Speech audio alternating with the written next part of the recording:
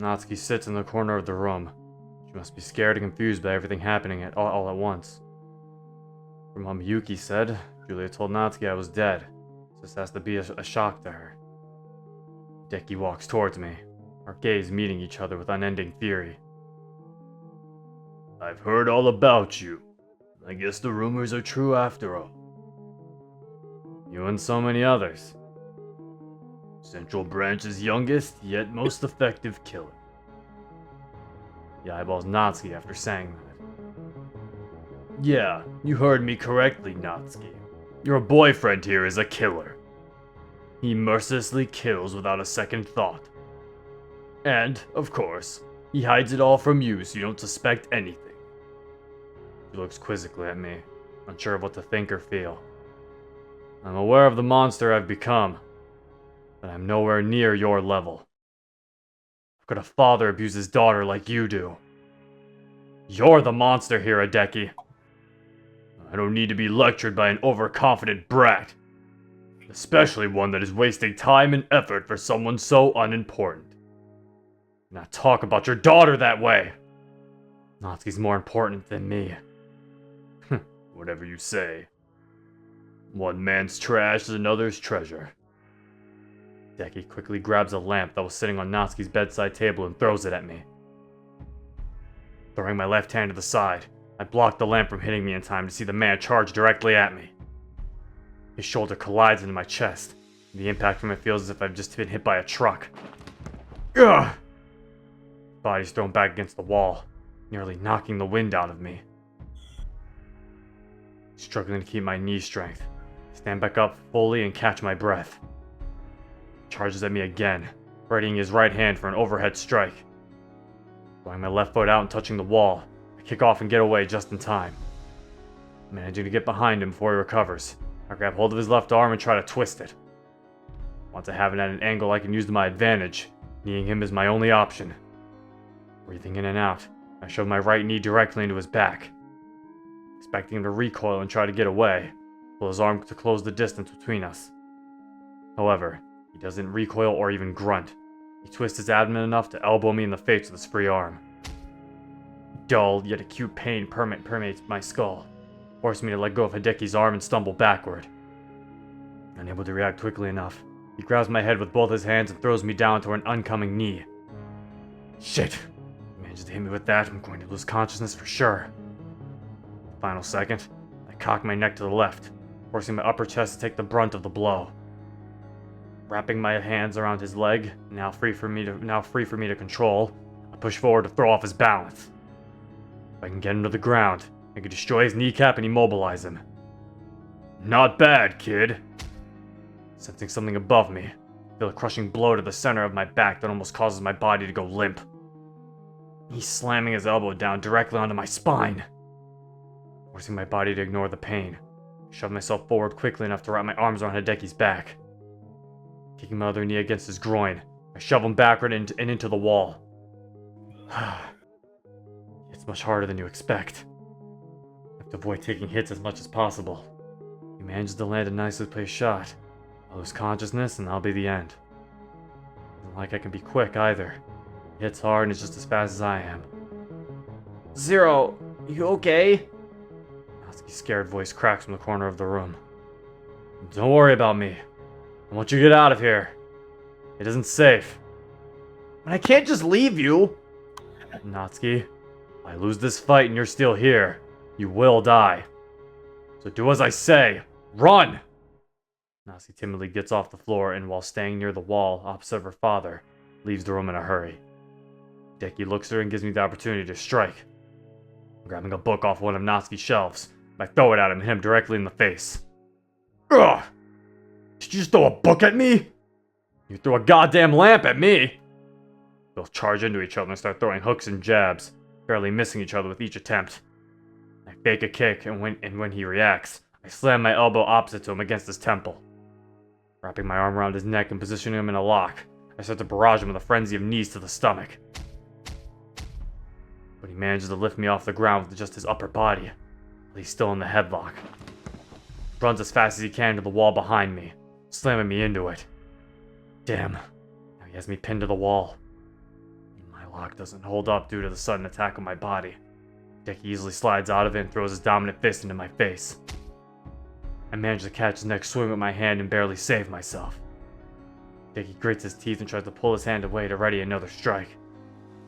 Keeping my grip on his fist, I raise my knees and plant both of my feet solidly against his chest. Taking a deep breath in and out, I push against him with every ounce of my strength. After dropping to the floor, I roll out of his way as he gets back up. Damn it. Getting much more tired than I can really stand right now. We both share a minute of solid but tense silence as we breathe to catch ourselves up. It looks as if he's winded too. At least I know I'm making progress. Probably progress isn't profitable. I'm losing energy too much to keep this going. Losing too much energy to keep this going. Getting tired over there, kid? Nah, I'm fine. What about you, old man? I can go all damn night if I have to. Well, sorry to break your heart. I don't have that sort of time. I'll just make this quick. He fakes to the left and charges at me from the right, gliding into me and pushing me towards the window. We manage to lock arms and push against each other to the point that we're matched. I'm not moving any further back, but neither is he. He takes his hands off my shoulders and wraps his arm around mine. He's going to break my arms. I have to abort. Letting go of him just in time, my arms slip out of his grip, thus sparing them, but allowing him to take the advantage. I take another extremely hard impact against my face, and lose all the footing I had to defend myself. He uses his body weight to shove me closer to the window, opening himself up to an uppercut. Using the majority of my strength, I slam my fist against the underside of his chin. His head cocks up abnormally, and he loses his footing for a second, nearly falling onto me. I'm unable to anticipate him kneeing me in the stomach and knocking the wind out of me. My body still in shock and struggling to breathe, he wraps his hands around my throat and pushes me against the open window. Right, this isn't good. Plan this entire thing out. He purposely waited for me to attack, then knocked the wind out of me so he could finish me off easier. I can barely move. Push against the lower half of the windowsill, so any chance of moving is null. Pushes further toward the window, causing my back to arch outside. Now I'll make sure you die. It's got me pinned. Can't allow myself to fall out of the window. His grip on me and the sudden weight change would snap my neck. I can't fight back since I'm out of his reach. I try to slam my elbow against his arms to break his wrists. That does nothing except expand the energy I need to think. Damn it, come on, Zero, think! This is how I'm going to go out. And I might as well glare him to death. Yeah, that's right, Hideki. I'll kill you with my eyes. That's the least I can do. His eyes widen as he lets go of me. Body forcing itself to take a breath, I start to cough profusely, unable to regain control of my breathing. Glancing out the corner of my eye, I see Hideki reach toward his back. He turns and I notice something that both relieves and terrifies me. Natsuki has jumped onto her father's back and is digging her nails and teeth into him. Her small stature works out for her in this circumstance too, as Hideki's barely able to reach her. She saved my life. You're goddamn crazy, Natsuki. I continue to cough while trying to move. My body sucks in so much air at a time that it makes it hard for me to focus. Get off of me, you little bitch! Natsuki practically growls as she attacks her father. Trying to focus before my breathing exercises again, I start to feel the fuzziness in my head dissipate. And unfortunately, as I finally regain my composure, I turn to face the beast in front of me. Hideki's managed to grab Natsuki's throat, ripping her off of his back.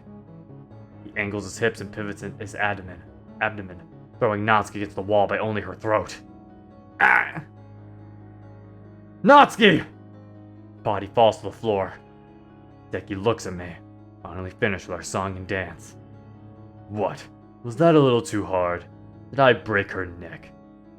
Natsuki remains unmoving on the floor, instantly sending a hot wave of entirely new anger through my veins. That is it. I've watched the woman I love get hurt for the last time. Because of me that she could be. Do not continue that thought, Zero. Destroy him. Look at him. Do not allow him to survive this. He's just like your father. Slaughter him. Without making so much as a single sound, I throw my weight down to my knees and launch myself at Hideki. Catching him just as he pushes his glasses up his nose, I threw my right fist into his cheek. Using that momentum, I spin myself around and bring my elbow down onto his skull. Ugh! Grabbing his head in both of my hands, I dig my nails into him and shove his face into my knee. He grunts and falls onto his back.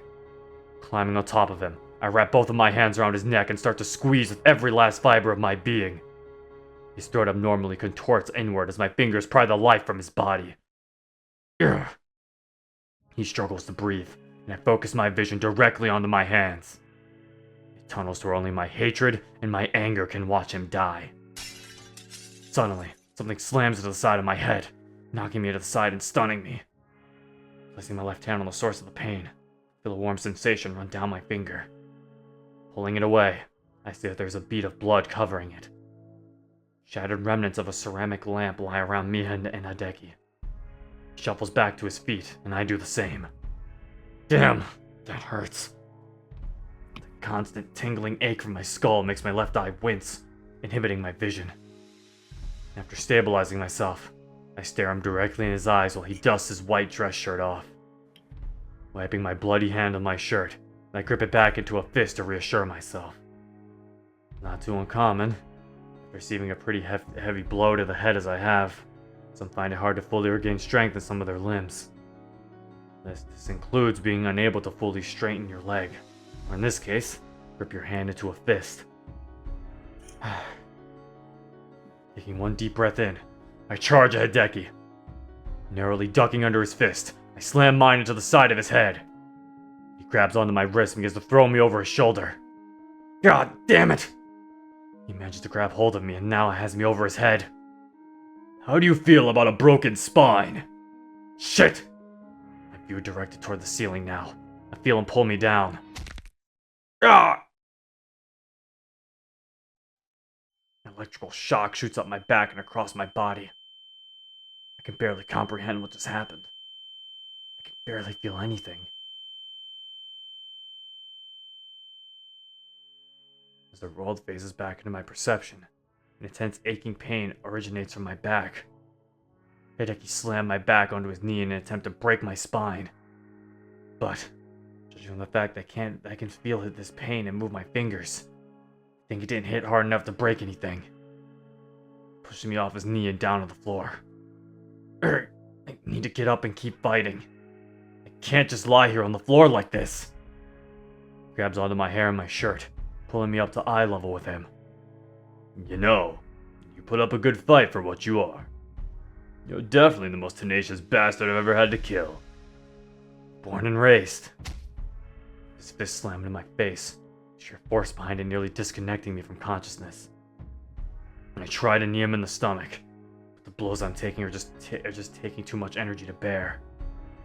I'm focusing everything on his hits, so I can barely do much else in spite of my fatigue. He readies another fist, trying to catch it with my hand, only to fail and slightly block his impact. Feeling more and more strength leave my body, I go slightly limp in his grasp. Damn it!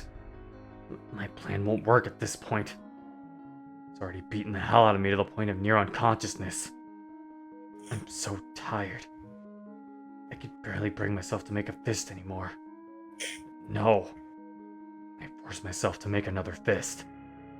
I can't let her down. Cocking my head to an angle where I can comfortably see Natsuki, my eyes widen. Natsuki isn't there. What? Hideki lets go of me and I land down on my feet. Looking behind Hideki's right shoulder, I see Natsuki standing next to the door, panicked, holding a handgun shakily in her hands. Natsuki? Hideki tries to stand back up. His face turns white as soon as he touches his wound. Accepting the opportunity that has befallen me, I stand myself back up quicker than Hideki can, and then elbow him to the side. He stumbles to the side and I dash toward Natsuki. Natsuki, give me the gun! Holds out the gun. Before I even have the chance to grab it, I hear pounding behind me. Hideki has recovered and is coming right for us. Quickly reaching the gun in Natsuki, I pull her close to my chest and point the gun at the tyrant approaching. Grr! A round whips through his chest and impacts him hard enough to make him stumble. Slightly moving away from Natsuki, I kick her father in the chest and bring him to his knees. Pointing the barrel of the gun down at his head, he looks back up at me with a shock and fury in his eyes. You son of a bitch. You brought this on yourself, Hideki. You've toyed with an innocent girl's life, pulling her through horrible conditions and atrocities, all for your own gain. I'm her father. I could do whatever the fuck I please with her. You're no father. A father wouldn't do any of this. How would you know how to parent, huh? When I have a daughter of my own, I will not become the monster you or my father were. Ha ha ha ha ha. Such bold words coming out of the mouth of a hypocrite. A hypocrite protecting a cockroach, no less. Natsuki remains close to my side, watching the coming circumstances. Well, if you're going to kill me, give the gun to my daughter. I'd prefer it to be her that ends my life. Natsuki's grip on me instantly tightens, assuring me she regrets hearing that very deeply. If I give the gun to Natsuki, it's going to make her decide whether or not to kill her own father. That isn't a decision anyone would be ready to take at that moment, regardless of who their father was. Natsuki's still a girl, and fragile at that. This decision would weigh too heavily upon her. Plus, if she kills him, it'll lead to her becoming a monster like myself. He doesn't deserve that. So, to protect Natsuki from the burden of this choice, I'll take it for her and make this decision. No, Hideki. I'm going to be the one who decides what to do with you. Huh? What? I'm not going to let her live with the weight of this decision bearing down on her for the rest of her life. So, vindicate her of this responsibility. You're doing it yourself. How noble. Keeping the barrel pointed at the wounded man's head, I try to contemplate what to do with Hideki Obayashi. After all, he is Natsuki's father. She isn't safe around him. He's caused her more pain than she'll ever know. He's become a severe threat to myself and the Central Branch. He's a 4-digit agent from the company, so killing him won't go over well with relations between the branches. If I take him to the agency, such a branch can do what they need to bring justice to him. But if he remains alive and something happens, he'll spell trouble before Natsuki and I. Damn it. Do I really keep someone as horrible as him alive? Do I end everything right here and face the consequences later? Kill him. He's been nothing but trouble for you and Natsuki. He's raped her, beaten her, starved her, tried to murder her. And most of all, he's like your father. If you had a gun to your father's head right now and this was him, you'd pull the trigger without warning. Hideki Obayashi is just like your father, Zero. Do it! Kill him!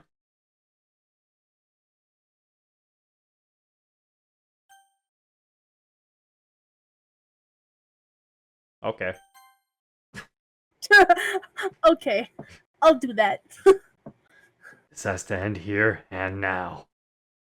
If I leave him alive, he'll still be an extreme threat. Only barely defeated him thanks to Natsuki. Next time, I might not be so lucky. Do it. Kill him. He's just like your father. No, he isn't. He may be an absolutely despicable being that's lower than dirt, but he isn't as bad as him. But it's a decision I've made, and I will live with its aftermath. Give me one good reason why I should let you live. After a moment, he looks up at me and smiles. I can't. I faced myself long ago and understood what I am. As an agent and a father. And if I was in your position, I wouldn't have even asked that question. So no, Zero. I cannot give you a good reason to let me live. Wrapping my hand around Natsuki's head, I pull her into my chest so she can't see what's about to happen. It's over.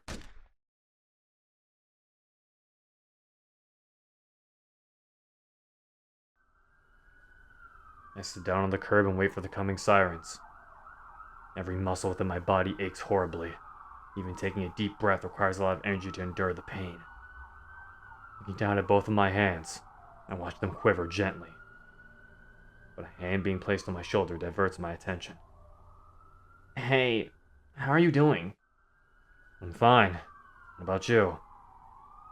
Natsuki sits down beside me and looks at the asphalt of the road below her.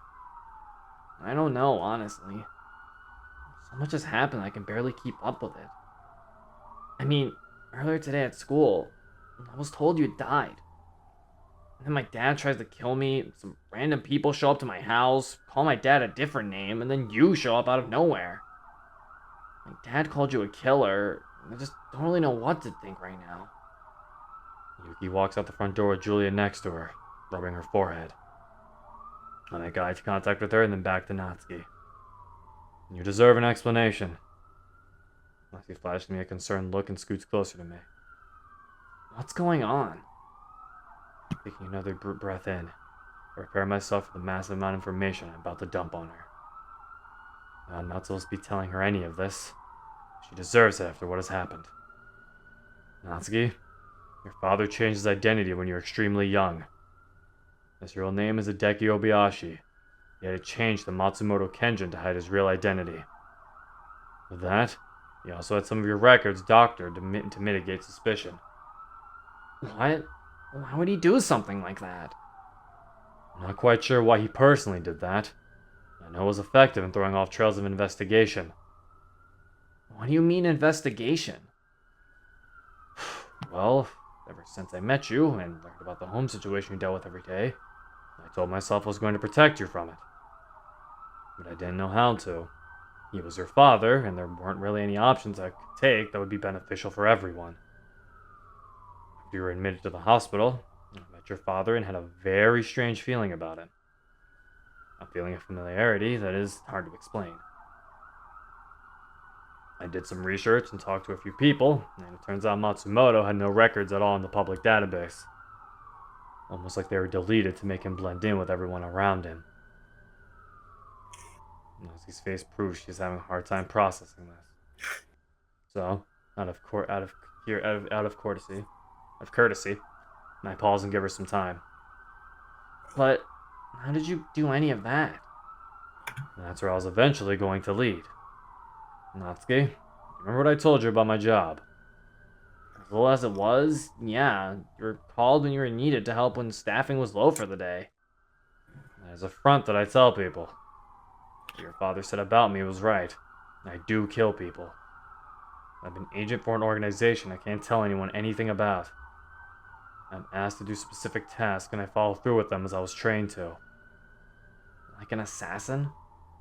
Poor choice of words, but it's probably best I don't go into too much detail regarding that. For your safety, of course. Ah. It turns out that your father was employed by my organization and had extensive connections as a result. He knew that I was an agent shortly after we met, and he attempted to have me killed multiple times. What? The most recent time I was nearly strangled to death. I barely managed to survive. Since I survived, it opened up an opportunity for Julia, her assistant, and I to plan, investigate, and attack, especially under the guise that I was dead. So Julia lied to me? Not really. This entire time she was under the impression that I was dead.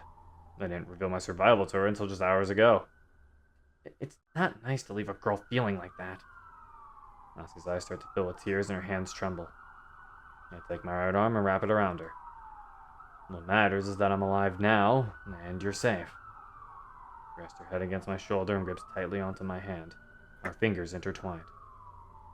I'm sorry I didn't stop this sooner, Natsuki. That's something I'm always going to regret.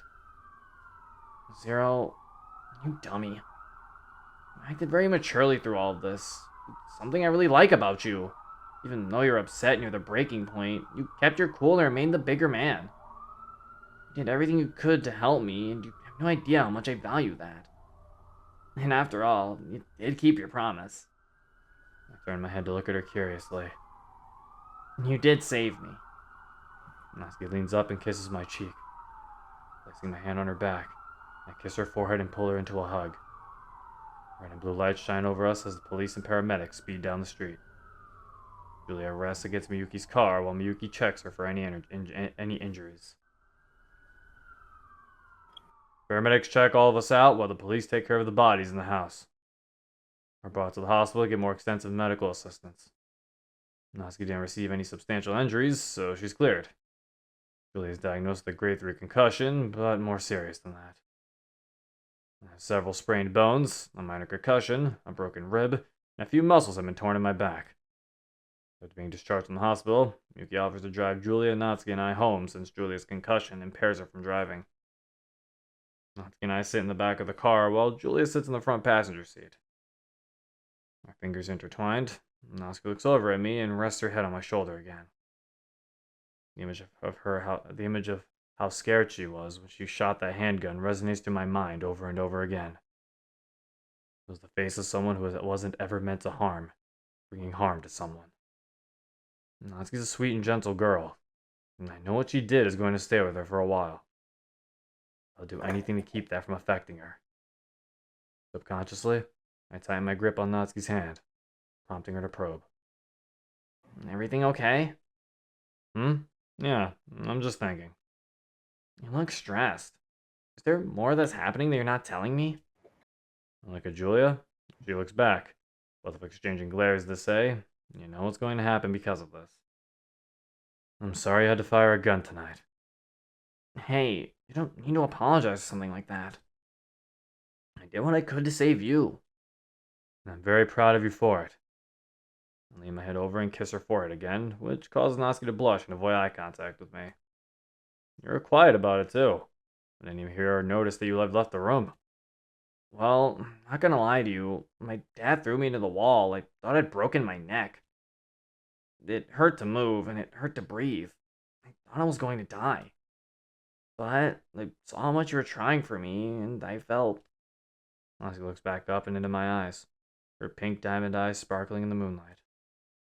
I had to try for you, too, so I managed to crawl out of the room quickly and run downstairs. I grabbed a gun and shot him to get him off of you. I'll make sure you don't have to do that ever again. Natsuki just smiles and rests her head back on my shoulder. With a comforting, soothing silence, I lean my head back and glance out the window. After a few minutes, Natsuki dozes off and Julia looks back. Let's talk about the problems that are going to come from this. I've been waiting for this discussion. I spoke to the assistant director a little bit ago, and it turns out that the Eastern Branch is denying all responsibility for Hideki's actions. As I would expect them to. However, they're extremely unhappy with the fact that agents from our branch did some snooping around in theirs, accessed their information, and killed a retired agent when we could have brought him in. And since he was killed, they are demanding reparations. You had the opportunity to make that choice earlier. You made the decision you felt was best. I fully respect and understand it. You did good, Zero. I needed to hear that. Thank you, Julia. The car finally pulls up to my driveway where Natsuki and I step out. She rubs her sleepy eyes and yawns while I close the door behind us. Finally home. For a long week. I grab Natsuki's hand and wave to Julia and Miyuki while they pull out of the driveway. Opening my front door, I make sure to scan every corner, every shadow, every inch of my house that I can see. Once I'm fairly certain that we're okay, we both walk inside. Immediately, both walk up the stairs and into my room. White box sits on my desk that I've been looking for quite a bit. He did me a favor when she and Julia retrieved some of my things after my death. Also, I can't help the fact that this is Zelda's lullaby. That's just very weird that I noticed that. Oh, it is? I didn't notice it. I am a Zelda fan. I'm a Zelda fan, so it's hard to detach, you know? Listening to this while I'm like, why is Zelda music playing? I mean, it fits. If you're a Zelda fan, it's hard for it to fit, but it's like, I guess. To me, it fits. Because you don't know where it's from. That's why I'm like, I feel like that's the issue here. I'm like, I'll talk about it later. Just wait. I take the box and walk out of my bedroom with it. Returning to my bedroom, I place my hands against my back and try to stretch and alleviate the lingering tension that strains my muscles. Hey, you're more than welcome to have the shower to yourself first. I have to take care of a few things before I can shower anyway. Alright, good, because I really need one. Especially after tonight. Ugh. Natsuki shudders and grabs a change of clothes from a prepared box we took with us. The box contains necessities, like clothes, female amenities, and personal belongings. One thing in specific catches my eye as she leaves the bedroom. I reach into the box and grab it, gently running my thumb across it. Placing it onto the middle of the bed in a specific position, I stand back and kneel down close to it. Thank you for taking care of her while I was gone, Isuika. I knew I could count on you. Smirking, I stand back up and stretch my back out, ignoring the intense pain that results from it. Moving over to my closet, I open it and sift around for a change of clothes myself. My bloody, dirty, and torn clothes now have reached their end. After picking out acceptable clothes that would fit Natsuki standards for myself, I heard the water turn on in the bathroom. Flipping the page of my book, I heard the bathroom door open and shuffles coming down the hall. Natsuki turns to the bed and the bedroom stands at the doorway. Well, look at you. Did you get these for me? Yeah, I was planning on surprising you with them later on, but, well, you know what happened. I love them! The fabric's so soft, and the pattern's my favorite. I thought so. You look adorable in them. Natsuki places both of her hands against her hips and looks at me scornfully. What did you just say? Lowering my book and keeping my gaze on her eyes, I challenged Natsuki in a stoic voice. I said, you look adorable in them. Do you want to get smacked? I'm not too exhausted to take you on. A moment of silence fills the room as both of us stare at each other, struggling to keep ourselves from laughing and breaking bearing. Mentally marking where I am in my book, I close the cover quickly and place it onto my desk. You'll excuse me? I'm going to take my shower now. You should lie down and get some rest. That sounds like heaven right now. I don't know what kind of day I've had. I can only imagine, sweetheart. I stand up and walk over to Natsuki as she stands in the doorway. Wrapping my arms around her, I squeeze her tightly and close my eyes. I won't be having those kinds of days anymore. Thank you so much for everything, Zero. I love you. As she says those words, I can actually feel my heartbeat throughout my body. I haven't felt like this since... I love you too, Natsuki. I pull away from my hug and Natsuki's smile turns to a devilish grin. Go take your shower. You stink. Raising my left arm up, I smell the area around my armpit and recoil. Ew, yeah, no kidding. I'll be out in a few. Taking off my shirt, I examine my neck in the mirror. The discolored line across it is just barely visible due to the makeup Miyuki has been applying to me every day. To be frank, I'm kind of surprised how well it holds, especially after the fight. And speaking of which, I can finally allow myself to relax. Leaning over and supporting myself on the sink, the pain that I've been forcing myself to ignore comes back in droves. Taking air through my teeth and looking back up into the mirror, I make eye contact with myself. The face I see is not the same one I'm used to. I'm different now. This is the face of a killer. The face of a kid raised to be a monster that can force himself past the moral and mental restrictions on murder. The fact of the matter is that everything is over now. Natsuki is safe, and that is all that matters. To me, at least. Stepping into the shower, I allow the hot water to run down my tired body and imbue it with relaxation. As I close the curtain, I notice the white box I placed in here earlier for Natsuki. I got her those pajamas because I knew she would love them, which she does. Seeing her happy and comfortable in them gives me a renewed sense of peace. And I guess the fact that she can now relax in them without being in constant fear eases my mind. I'm glad to be able to provide that for her. If anyone deserves it, it's her. I had to deal with unimaginable fear and desperation because of a man who wasn't qualified to call himself her father. Reaching up and palpating my left shoulder with my right hand, I clear my thoughts and finish my shower in a quiet peace. Walking back into my room, Natsuki's lying down in my bed, cuddling with her teddy bear and sleepily looking toward me. Did you have a nice shower? Yeah, it sounded very calming and therapeutic. That's good. Natsuki's voice is weak with tiredness. Her half-open eyes are finding to remain open in the comfort of her position. Making my way over to the bed, I lean down to kiss Natsuki on her forehead. She reaches up and wraps both of her arms around me, taking me down to meet her lips. We share in a kiss before I pull away, and Natsuki's blushing face buries itself into the pillow.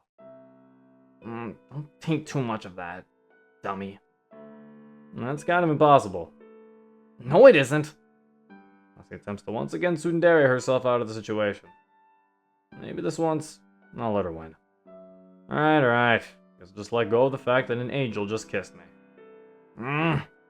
Keep this act up and you won't get any more. I'm smirking, I lift myself from the bed and turn off the light. Would you prefer I slept on the couch downstairs? I'd actually prefer it if you slept right here with me. Natsuki pats the bed, gesturing me to come lie down next to her. It would make me feel safer. Of course. Returning to the bed, I lift the blanket Natsuki and I are sharing and lie down next to her. She hesitantly scoots closer to me and rests her head on the pillow facing me. We both look into each other's eyes for a while, saying nothing, but communicating with our eyes.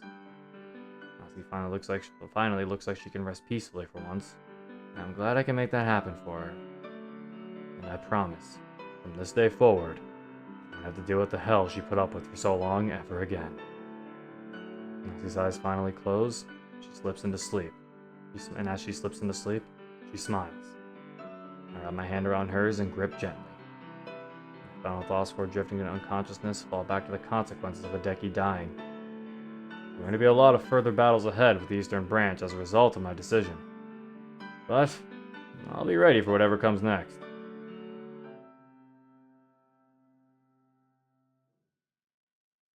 Well, there we go.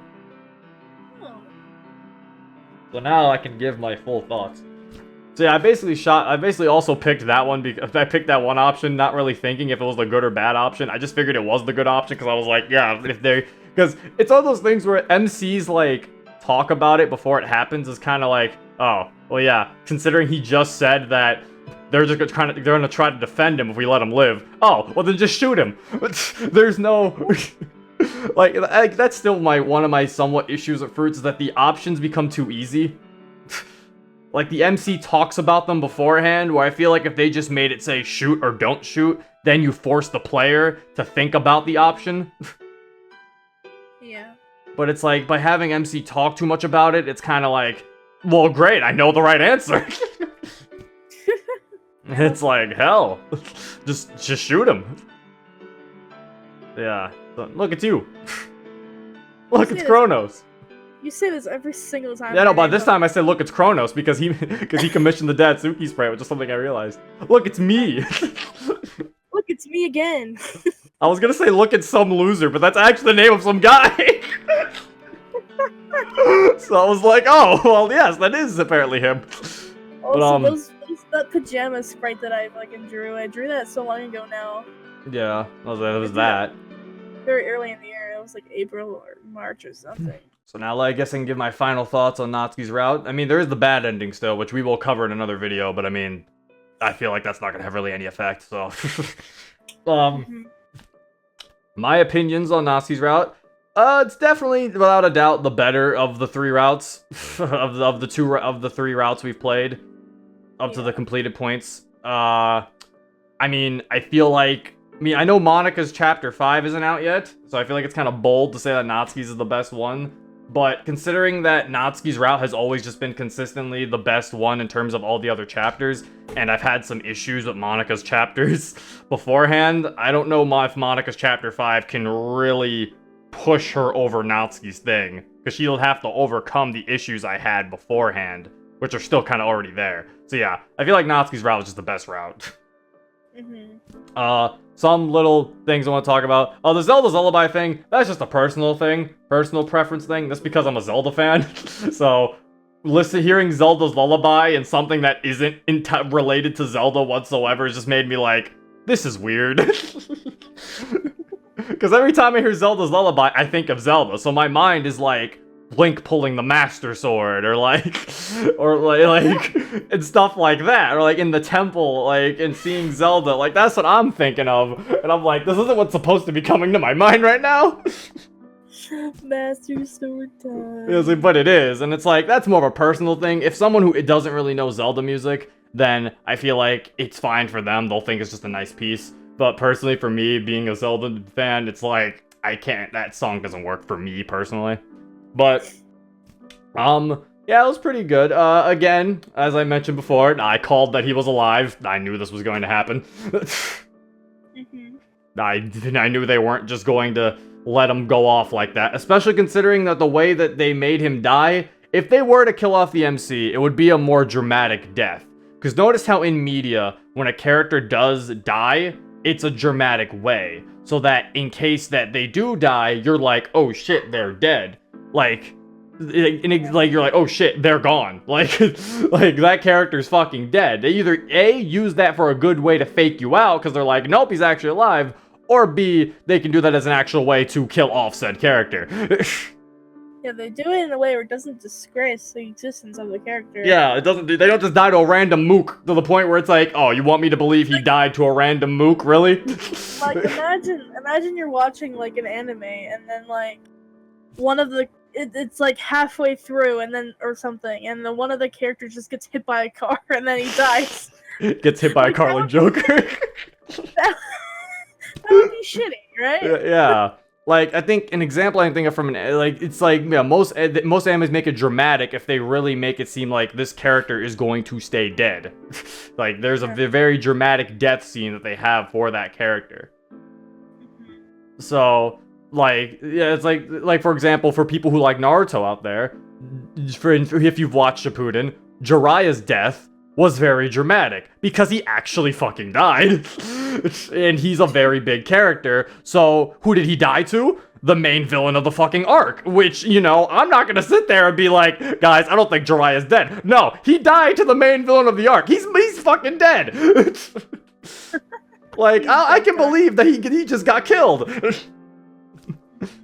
Like, so yeah, that's how I feel like it would work. So that was my only gripe really with the fake death, is that it felt kind of too hard to believe it.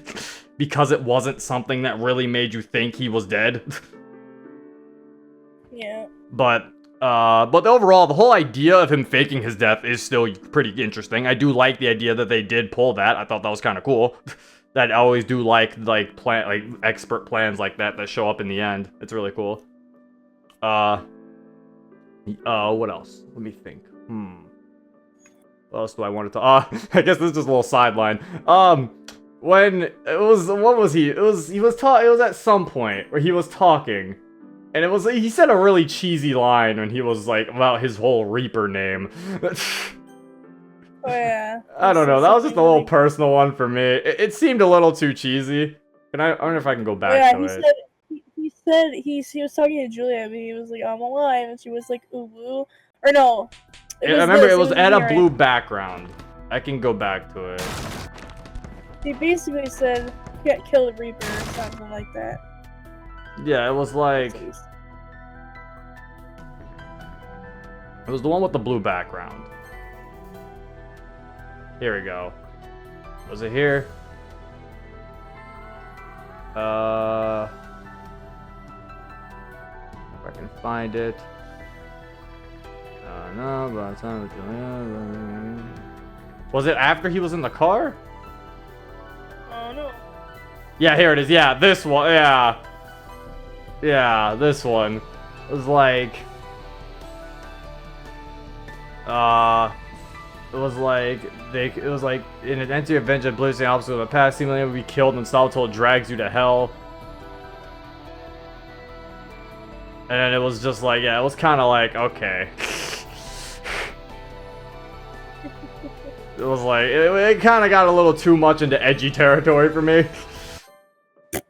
Edgy territory. Like, I felt like I was reading lines from, like, Shadow the Hedgehog. But again, that was just personal. Like, I understand, like, with the name of the Reaper, that's fine. You know, I thought when he said, like, when he did refer to himself as it, when he talked to the dad, that was a good line. Like, you can't kill the Reaper, that was a good line. But the fact that he kept emphasizing, like, I'm the Reaper, someone who cannot be killed, like, yeah, we get it. That's the point of being called the Reaper. The Reaper can't die. Hello, am the Reaper here. Like, I felt like the whole trying to explain why he's called it just seemed kind of redundant. Yeah. That was more or less again, these are just my thoughts on it, so calm down, comment section. Because Jesus Christ. Anyway. Let's don't think I really have any other thoughts. Overall, pretty good route. Someone did bring something up, which I was also curious about as well. Natsuki Dad is a good villain. He's probably the best villain out of all of these routes so far. Granted, he doesn't really have much competition, to be fair. Sayori, his competition was fucking Kagan. Fucking Kagan. And Yuri's competition was random guys. Well, I'm pretty sure. Did they ever have names? Wait, what are you talking about? Who was the villain in Yuri's route? Did he have a name? No. It was just a shadowy figure. Like, we never actually saw him. It was just a shady organization. Yeah, we never actually saw that guy, so I don't...